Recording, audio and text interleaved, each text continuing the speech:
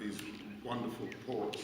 We're here being in the company of fellow colleagues in Gaia, of producers in the Douro, families who years used to sit on these ports and now are here with us showing this wonderful world of fortified wines.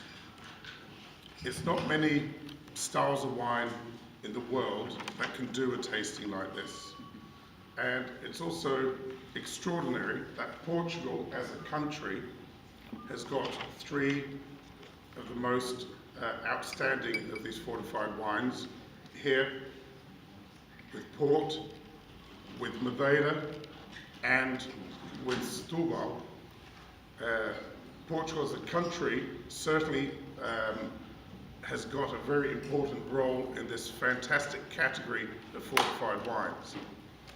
Fortified wines have this extraordinary capacity to age, and it's actually quite strange being here thinking that I'm showing a 50-year-old port, and I'm actually one of the youngest guys here on the road. What a great sensation. And but the port that I'm showing you today is a tawny port from a single year. It's the 1968 single harvest. We term the single harvest, also referred to as colheitas. And we are in the world of tawny ports. As Vinho mentioned, within the finest of ports, we have two main categories, being the vintage ports, the ports aged in the bottle, and the tawny ports. And actually, I think it's very special that Vinho chose to serve the garrafeira, because it's great that there is a port house that has the irreverence to go out and do something so different as the garrafeira. Well, I think all of you who are here today are all appreciators of wine, and when it talks to discovering special wines, specialties like the garrafeira will find their place, and they do. The tawny ports is about the patience, the dedication of generations. The 68 was set aside by a generation before me, and it has been taken care of in our lodges, aging, concentrating.